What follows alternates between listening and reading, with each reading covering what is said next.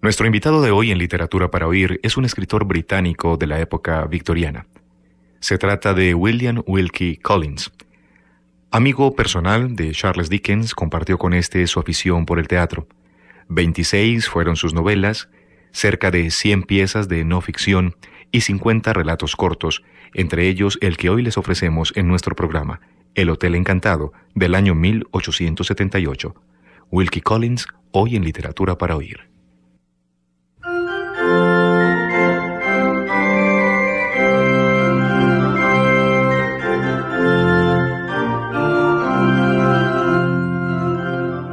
Hacia 1860, la reputación del Dr. Wybrow, médico londinense, había llegado a su apogeo.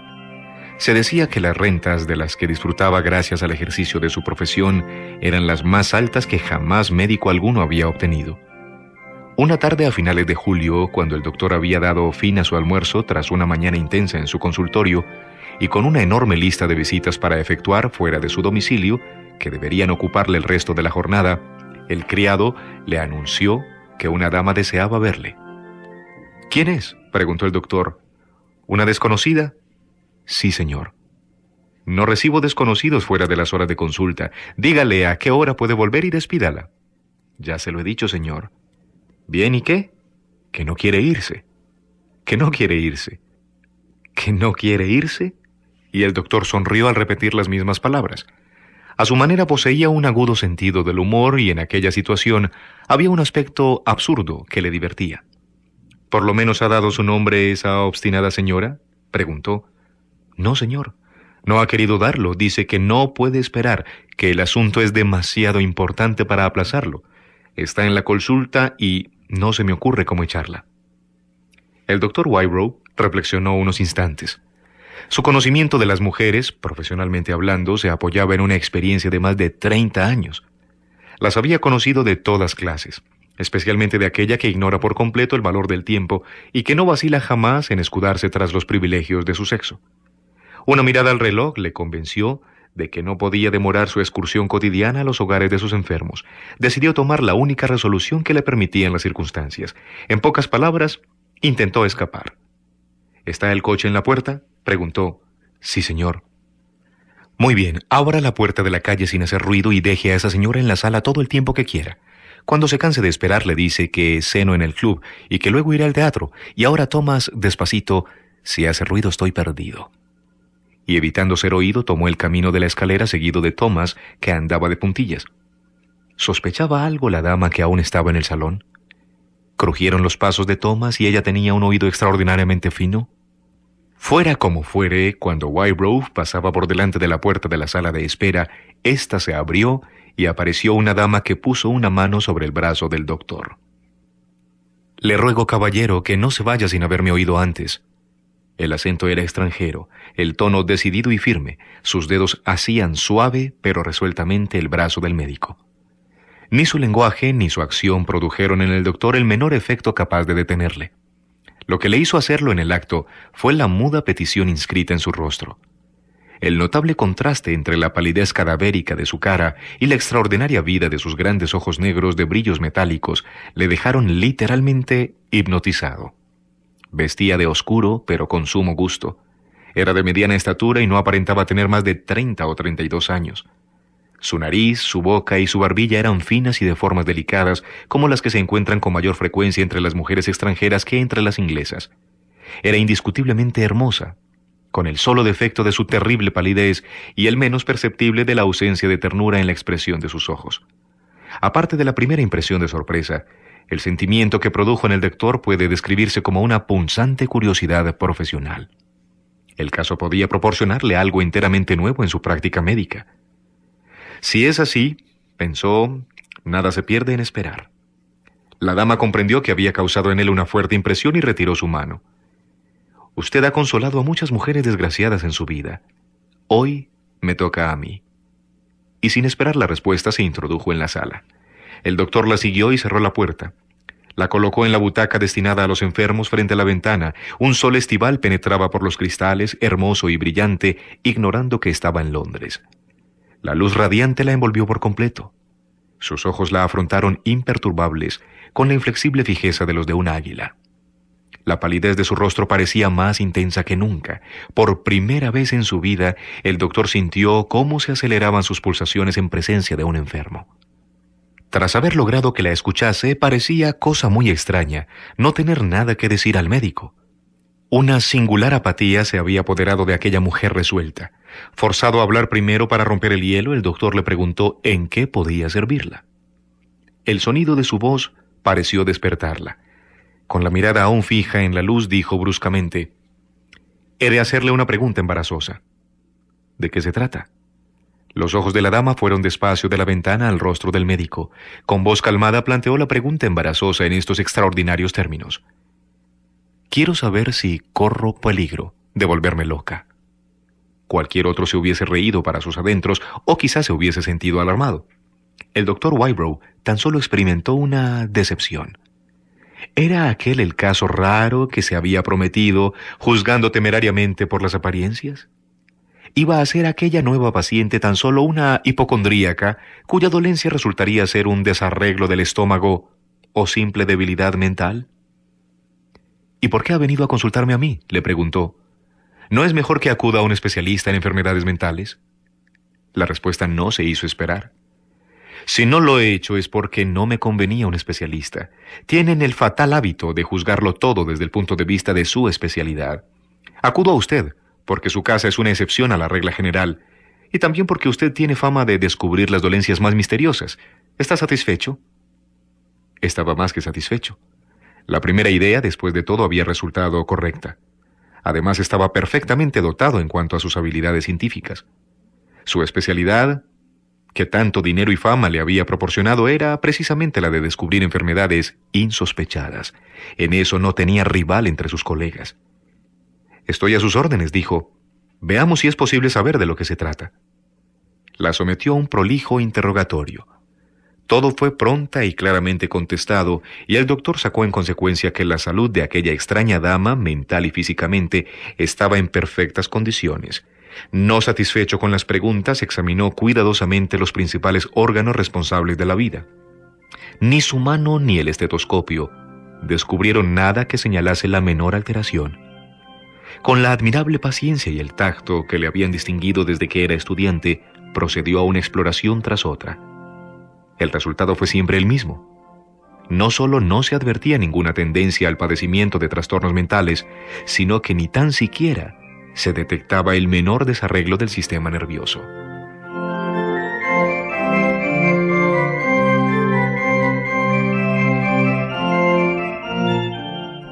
«No encuentro nada que justifique sus temores, ni hallo una explicación en su extraordinaria palidez». «La palidez no significa nada», replicó con impaciencia la desconocida. «Siendo niña escapé milagrosamente de la muerte a causa de un envenenamiento. Desde entonces no he recuperado el color y mi tez es tan delicada que no puedo ponerme afeites sin que me salga un sarpullido. Pero esto es lo de menos. Yo necesito una opinión definitiva. La verdad creía en usted, pero he sufrido una decepción». Inclinó la cabeza sobre su pecho. «Y así acaba todo esto», dijo amargamente. El doctor se sintió impresionado, aunque tal vez sería más acertado decir que su orgullo profesional estaba un poco herido. «Puede acabar de otro modo», dijo, «pero usted tendrá que ayudarme». Ella le miró con ojos centelleantes. «Hable claro», dijo. «¿Cómo puedo ayudarle?». «Francamente, señora mía, usted se me presenta como un enigma, y pretende que yo me las componga como pueda dentro de los límites de mi arte. Este puede ser grande, pero no lo es todo. Por ejemplo, puede haber ocurrido algo que no tenga relación con su salud corporal, pero que pueda haberla alterado, ¿no es así?». Ella juntó las manos. «Así es», exclamó. «Empiezo a creer en usted de nuevo». «Muy bien, pero no puede pretender que yo descubra la causa moral que la ha trastornado. Sé que no hay causa material. Si usted no deposita en mí su confianza, no puedo hacer otra cosa». La desconocida se levantó y dio unos pasos por la sala. «Tendré confianza», dijo, «pero no mencionaré nombres». «Ni hay necesidad. Solo necesito conocer los hechos». «Los hechos no significan nada», contestó ella. «Pero le confesaré mis impresiones. Seguramente me juzgará loca y soñadora cuando los oiga. No importa. Haré lo que pueda por satisfacerlo y empezaré por los hechos. Pero créame, los hechos no le ayudarán mucho. Se sentó de nuevo, de la manera más simple posible, comenzó a contar la historia más extraña que jamás oyera el doctor en toda su vida.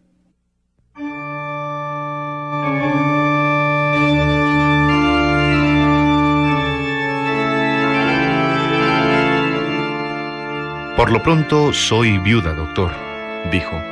Ese es un hecho. El otro es que me vuelvo a casar dentro de una semana. Aquí se detuvo y sonrió. Alguna idea cruzaba por su mente. El doctor Wybrow no quedó favorablemente impresionado por esta historia. Había en ella algo a la vez triste y cruel. Iniciada lentamente, había desaparecido de pronto. El doctor empezó a preguntarse si no hubiera hecho mejor huyendo. Apesadumbrado, se acordó de sus enfermos y de las dolencias que le aguardaban. La desconocida continuó. Mi próximo matrimonio está relacionado con una embarazosa circunstancia. El caballero del que voy a ser esposa estaba comprometido con otra dama cuando me conoció en el extranjero. Esa otra es su prima.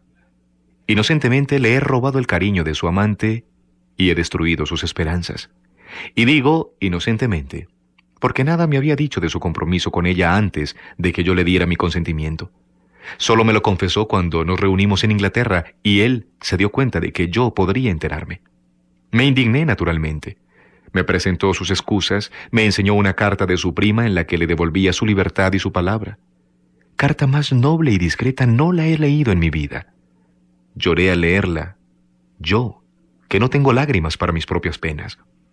Si en la carta ella hubiese dejado entrever alguna esperanza de reconciliación, yo me hubiese retirado, pero su firmeza, sin ira, sin un reproche, deseándole a aquel hombre infiel que alcanzara la felicidad, él imploraba mi compasión, insistía en lo mucho que me amaba. Usted sabe cómo somos las mujeres. Me estremecí y le escuché. Sí, así terminó. Dentro de una semana, tiemblo al pensarlo, estaremos casados. Y temblaba realmente. Tuvo que detenerse un momento antes de continuar. El doctor impaciente empezó a temer que la historia fuera interminable. Perdóneme si le recuerdo que hay enfermos que me esperan, dijo. Cuanto antes vaya usted al asunto, mejor para todos. En los labios de la dama apareció de nuevo aquella triste y cruel sonrisa. Todo lo que le he dicho va al asunto. Lo comprobará enseguida. Y reanudó su relato. Ayer, no tema, no voy a extenderme mucho, ayer yo había sido invitada a almorzar en casa de cierta dama. Una señorita desconocida para mí llegó a última hora cuando ya habíamos abandonado la mesa y pasado al salón. Se sentó a mi lado y nos presentaron. Supe su nombre, de igual modo que ella supo el mío. Se trataba de la mujer a quien yo había robado su prometido. La misma mujer que había escrito aquella noble carta. Y ahora, présteme atención, no se impaciente. Debo manifestarle que yo no sentía la menor inquina hacia la joven que estaba a mi lado. La admiraba, y ella tampoco tenía nada que reprocharme. Esto último es muy importante, como verá. Yo estaba segura de que le habrían explicado el asunto tal y como era, y que ella habría admitido que yo no merecía censura alguna. Y a pesar de todo ello, al levantar los ojos y tropezar con los de aquella mujer, mi cuerpo se heló de pies a cabeza. Temblaba y sentía escalofríos. Por primera vez en mi vida experimenté un pánico mortal. El doctor comenzó a sentirse interesado. ¿Había algo singular en el aspecto de esa señorita?, preguntó. Nada en lo absoluto. Su descripción corresponde a la de muchas damas inglesas. Ojos azules, fríos y claros, tez blanca y sonrosada, maneras corteses y distantes, labios rojos, mentón redondeado. Nada especial. Notó algo en su expresión la primera vez que la sorprendió mirándola. Tan solo la que despierta en cualquier mujer, aquella por la que ha sido abandonada. Y quizá algo de asombro por no ser yo quizá tan bella como ella debía suponer. Pero siempre dentro de los límites de la buena educación y durante pocos segundos, creo. Y digo esto porque la horrible agitación que me atenazaba no me permitía juzgar serenamente. Si hubiera podido acercarme a la puerta, habría huido. Tan asustada estaba. Ni siquiera pude permanecer de pie. Me dejé caer en mi silla, aniquilada de horror ante aquellos ojos azules que me miraban con amabilidad y sorpresa. Pero a mí me parecían los de una serpiente. Veía en ellos su alma y cómo escudriñaba hasta el fondo de la mía. Esa era mi impresión, con todo lo que tiene de terrible y de locura. Esa mujer está destinada, sin saberlo, a ser el genio maléfico de mi vida. Sus inocentes ojos ven en mí una capacidad de hacer el mal que yo desconocía, pero que se despierta bajo su mirada. Si cometo alguna falta de hoy en adelante, incluso si llegase a perpetrar un crimen, ella lo habrá provocado, aunque haya sido sin pretenderlo. En un instante indescriptible comprendí todo esto, y supongo que mi rostro lo expresaba. Aquella cándida criatura se sobresaltó. «Me temo que hace aquí un calor excesivo. ¿Quiere mi frasco de sales?» La oí pronunciar aquellas amables palabras y me desvanecí. Cuando recobré el sentido, todos los comensales se habían ido. Solo la dueña de la casa estaba a mi lado. Al principio fui incapaz de articular palabra. La terrible impresión que he tratado de describirle regresó vívidamente a mi memoria.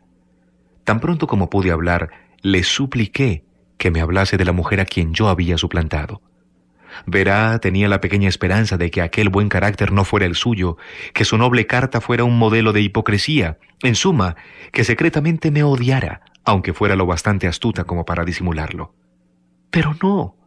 La dueña de la casa la conocía desde su niñez, se querían como hermanas, sabía que era tan buena, tan inocente, tan incapaz de odiar a nadie, como el mejor de los santos que jamás haya existido. Mi última esperanza había sido destruida. Solo podía hacer una cosa y la hice. Fui en busca de mi prometido y le supliqué que me relevase de mi compromiso. Rehusó. Le declaré que recobraría mi libertad sin contar con su consentimiento. Me enseñó cartas de sus hermanos, de sus amigos, suplicándole que lo pensara mucho antes de hacerme su esposa. Le contaban supuestas aventuras mías en Viena, París y Londres, un grosero tejido de falsedades. «Si te niegas a casarte conmigo», me dijo, «estarás admitiendo que estas acusaciones son ciertas. ¿O es que temes enfrentarte a la sociedad como mi esposa?» ¿Qué podía contestarle? Tenía razón. Persistiendo en mi negativa, mi reputación estaba perdida. Consentí en que la boda se celebrara el día fijado. Ha pasado una noche, y estoy aquí, para hacerle esta pregunta al único hombre que puede contestarla. Por última vez, ¿soy un demonio que ha visto al ángel vengador, o solo una pobre loca alucinada por una mente desequilibrada? El doctor Wybrow se levantó dispuesto a dar por finalizada la entrevista. Lo que había oído le había causado una fuerte y penosa impresión. Cuanto más escuchaba, más terreno ganaba en su espíritu la convicción de que aquella mujer era perversa. En vano quiso pensar en ella como una persona digna de compasión, dotada de una viva y mórbida imaginación, consciente de que la capacidad para el mal duerme en todos nosotros y que se esforzaba ardientemente en actuar a contracorriente de sus mejores sentimientos. El esfuerzo era superior a él. Un maligno instinto le gritaba al oído: «Cuidado con creerla». «Ya le he dado mi opinión», dijo. «No hay signo ninguno de desarreglo mental o de algo que haga temerlo. Por lo que respecta a las impresiones que usted me ha confesado, únicamente puedo decirle que su caso es de los que necesitan consejos espirituales mejor que médicos. De una cosa puede usted estar segura: lo que usted ha dicho aquí queda en el mayor secreto». La dama le escuchó con ceñuda resignación. «Eso es todo. Eso es todo». Puso unas monedas sobre la mesa. «Gracias, caballero. Ahí tiene sus honorarios». Y diciendo eso se levantó. Sus negros ojos miraban vagamente hacia algún lejano horizonte. La sola idea de quedarse con algo suyo, no solo dinero, sino cualquier cosa que ella hubiese tocado, le sublevó. Sin mirarla señaló el dinero. «Recójalo. No tiene por qué pagarme». La desconocida no le hizo caso. Fija la mirada, Dios sabe dónde, dijo lentamente como si hablase consigo misma: «Dejemos que llegue el fin. He luchado contra él, me someto». Se echó el velo sobre la cara, hizo una ligera inclinación con la cabeza y salió de la sala. El doctor agitó la campanilla y la siguió hasta el vestíbulo. Cuando el criado cerró la puerta, sintió de súbito una curiosidad irresistible. Enrojecido como un niño, ordenó: «Síguela hasta su casa y procura averiguar su nombre». Durante un instante el sirviente se quedó mirando a su patrón sin dar crédito a sus oídos. El doctor le señaló la puerta en silencio. El criado, ante el mudo mandato, tomó el sombrero y salió presuroso. El doctor Wybrow regresó al consultorio. Diversos sentimientos convulsionaban su mente. ¿Es que aquella mujer había infectado de maldad su casa, contagiándole su perversidad? ¿Qué espíritu diabólico le había impulsado a degradarse así a los ojos de su sirviente? Se había conducido como un bellaco pidiéndole a un hombre que le servía fielmente desde hacía tantos años que se convirtiese en espía. Herido por ese pensamiento, corrió al vestíbulo y abrió la puerta. El criado había desaparecido. Era ya tarde para hacerle volver. Solo podía hacer una cosa para obviar el desprecio que sentía por sí mismo: refugiarse en el trabajo. Subió al coche y empezó su ronda de visitas. Regresó a su casa más temprano que de costumbre, indeciblemente descontento de sí mismo. El criado había vuelto. La vergüenza impidió que el doctor lo interrogara, pero el sirviente comunicó lo averiguado sin necesidad de que se le preguntara. Se trata de la condesa Narona. Vive en... Sin esperar a oír dónde vivía, el doctor asintió inclinando la cabeza y entró en el consultorio. El dinero que en vano había rehusado estaba sobre la mesa. Lo introdujo en un sobre y escribió sobre este: para los pobres. Llamando al criado, le encargó lo depositase en la parroquia vecina a la mañana siguiente. Fiel a sus deberes, Thomas le hizo la pregunta de costumbre: ¿el señor cena hoy en casa? Tras vacilar un instante, contestó negativamente: cenaría en el club. De todas las cualidades morales, la que más fácilmente se descompone es la llamada conciencia. En ocasiones la conciencia es el juez más severo para el hombre. En otras, él y su conciencia conviven en los mejores términos como cómplices. Cuando el doctor Wybrow salió de su casa por segunda vez, ni siquiera trató de ocultarse que el único motivo que le llevaba a cenar al club era oír lo que el mundo sabía de la condesa Narona. Hubo un tiempo en que la murmuración solo podía encontrarse entre las mujeres. Hoy los hombres la manejan perfectamente y el mejor lugar para ello es el salón de fumadores de un club privado. El doctor encendió un cigarro y echó una mirada en derredor. La sala estaba llena, pero las conversaciones languidecían. Mas cuando preguntó si alguien conocía a la condesa Narona, el silencio se trocó en asombro. Jamás nadie, y todos convinieron en ello, había hecho una pregunta más absurda.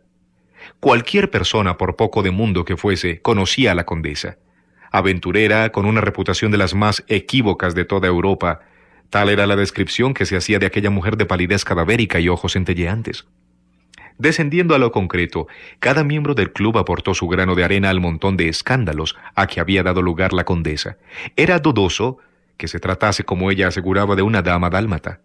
También era dudoso que hubiera llegado a casarse con el conde, cuyo nombre llevaba y del que se decía viuda. Era dudoso, además, que el hombre que siempre la acompañaba y que se hacía llamar barón de Rivar y se presentaba como su hermano, fuese tal varón ni tal hermano. Solo uno de los presentes la defendió, señalando que su vida y acciones habían sido cruelmente desfigurados. Pero como aquel paladín era de profesión abogado, su defensa no convenció a nadie. Tras oír esto, el doctor despertó de nuevo el asombro de los reunidos al preguntar el nombre del hombre que iba a desposar a la condesa. Sus amigos decidieron unánimemente que el doctor acababa de llegar de la luna, donde debía haber vivido al menos 20 años.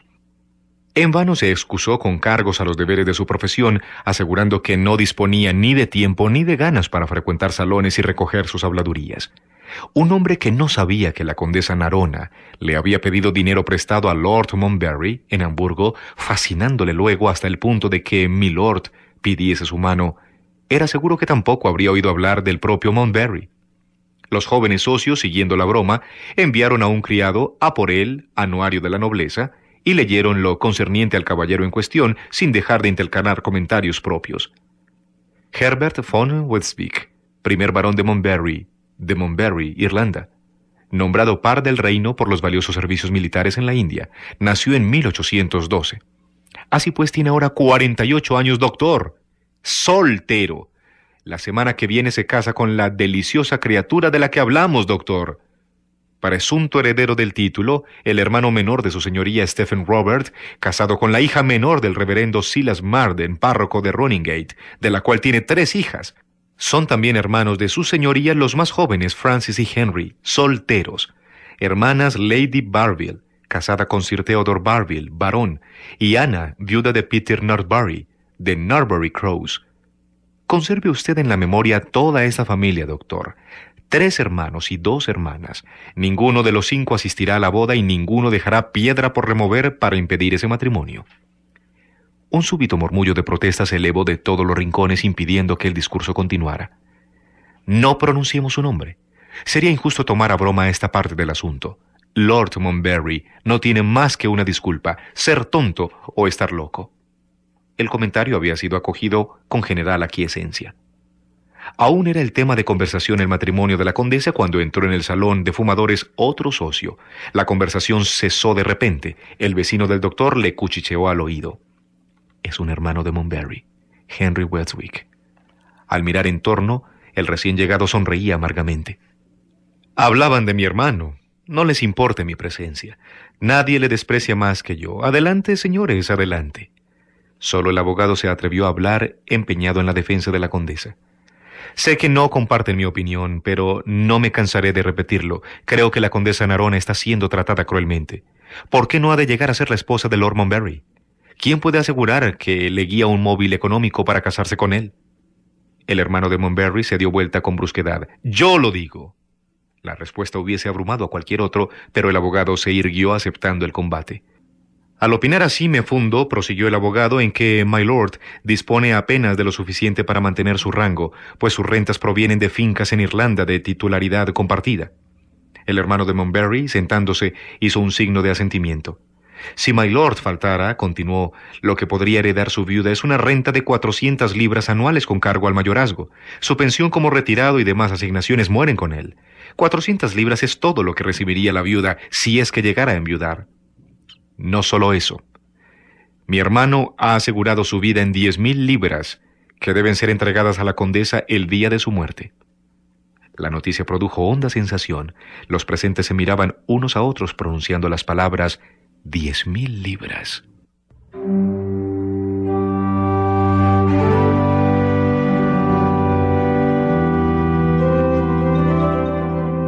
El día de la boda, tras librar una pequeña batalla consigo mismo, sacrificó sus enfermos y sus honorarios y se encaminó con disimulo a la iglesia para presenciar la ceremonia.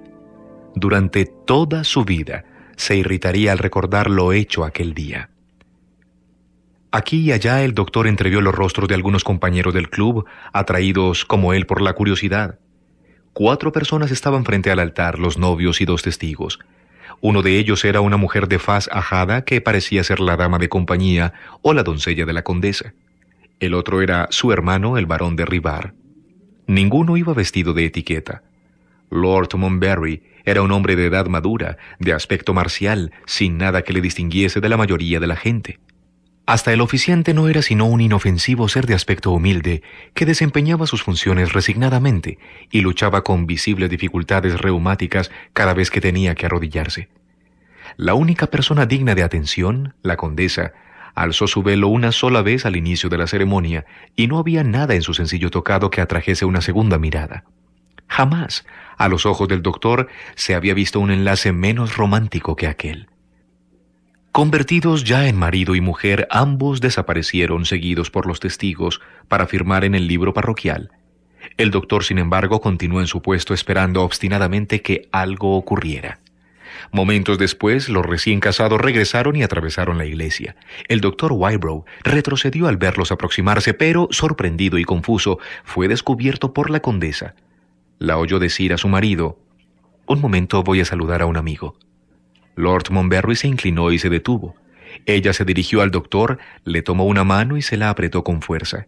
El doctor advirtió cómo sus ojos centelleaban detrás del velo. «¿Ya lo ve? Este es un nuevo paso en el camino que lleva al fin». Había susurrado aquellas palabras y después volvió a reunirse con su marido. Antes de que el doctor se hubiese repuesto, Lord y Lady Monberry habían subido al carruaje que se alejó al trote.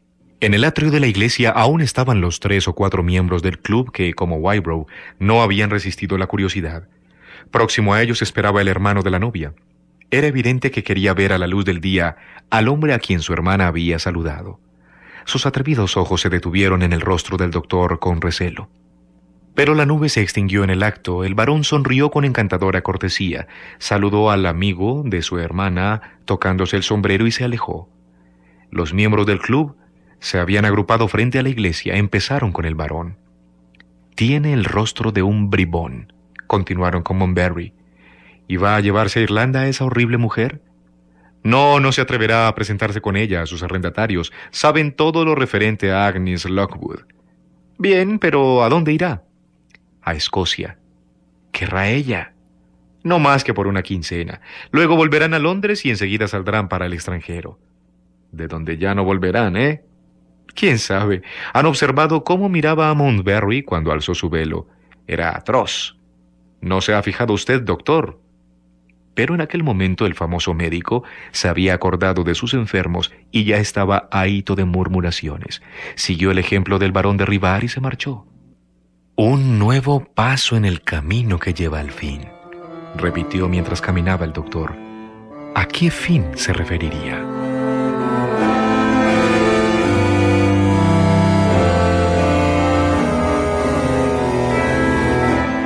En Literatura para Oír han escuchado El Hotel Encantado, de Wilkie Collins, escritor británico.